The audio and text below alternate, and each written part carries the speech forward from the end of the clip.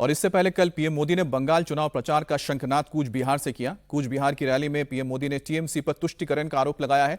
PM ने TMC के घोषणा पत्र का नाम इश्तेहार देने पर भी उन्हें घेरा। उन्होंने कहा कि टीएमसी के तुष्टीकरण की वजह से ही एक खास धर्म के लोग हिंदुओं को धमकी दे रहे हैं, वो हिंदुओं का रहना मुश्किल कर देंगे।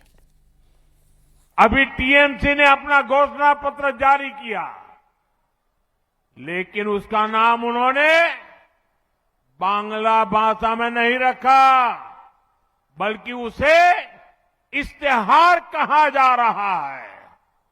आप सोचिए, ये कैसे बंगाल की पहचान को बदल रहे हैं। आप जानते हैं ना, इश्तेहार का इस्तेमाल बंगाल में किस लिए हुआ था?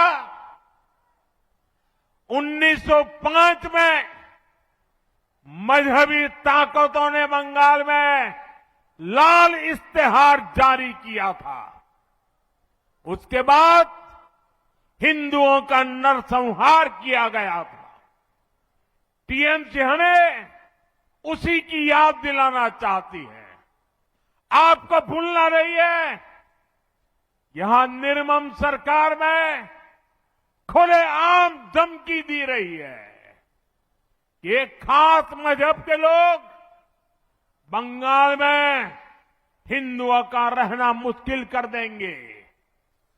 तुष्टीकरण का ऐसा घिनौना खेल बंगाल के सम्मान और बंगाल की संस्कृति को मिटाने का ऐसा षड्यंत्र, लेकिन अब बहुत हो गया।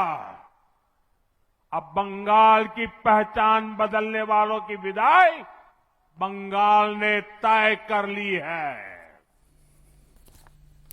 तो प्रधानमंत्री मोदी ने जिस तरह से ममता बनर्जी को घेरा है, और उनका बिल्कुल क्लियर मैसेज था नॉर्थ बंगाल के लिए, क्योंकि नॉर्थ बंगाल बहुत ही खास है बीजेपी के लिए। हमारे साथ दो हमारे खास मेहमान हैं, अजीत द्विवेदी जी सीनियर जर्नलिस्ट और साथ ही राहुल महाजन जी सीनियर जर्नलिस्ट है।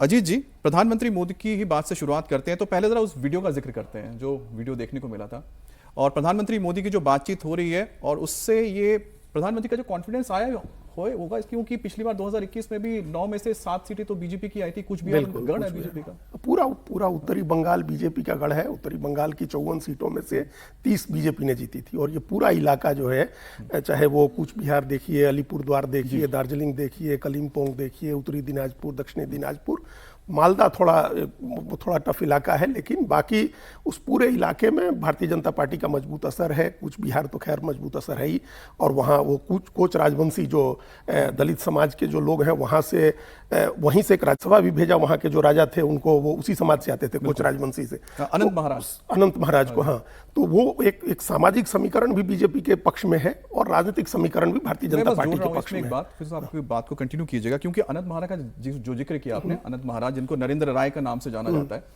ये अभी कुछ दिन पहले ही ममता बनर्जी के साथ मंच पे आए थे। तब लोगों ने अटकलें लगाई थी कि शायद ये टीएमसी के साथ चले जा रहे हैं, लेकिन कल जब मंच में देखे तो शायद क्या वो पूरा घूम गया है कि पूरा 360 डिग्री घूम गया। ये कुछ चीजों को लेकर के नाराज थे, बीजेपी के खिलाफ इन्होंने बयान वगैरह भी दिए थे, लेकिन फिर वो चीजें चुनाव के पहले बीजेपी सबको मना लेती है। इनको भी मना लिया, दिलीप घोष को भी मना लिया गया। तो एक तो कूच बिहार अपना एक असर वाला इलाका है, पूरा उत्तरी बंगाल असर वाला इलाका है, जहां प्रधानमंत्री ने शुरू किया सबसे कंफर्टेबल जोन से। और दूसरी बात जो उनका जो ये वाला बयान था, दूसरा हिस्सा जो बयान का था उनके, देखिए प्रधानमंत्री ने छोड़ा था कहाँ, चुनाव की घोषणा से एक दिन पहले प्रधानमंत्री की रैली हुई थी, और वहां उन्होंने छोड़ा था ये कह के कि इस प्रदेश में हिंदू अल्पसंख्यक हो जाएंगे। और उन्होंने फिर शुरू किया, जब दूसरी बार गए चुनाव की घोषणा के बाद, ये पहली सभा थी, तो उन्होंने कहा कि एक खास मजहब के लोग यहाँ हिंदुओं का रहना मुश्किल कर देंगे, दुभर कर देंगे।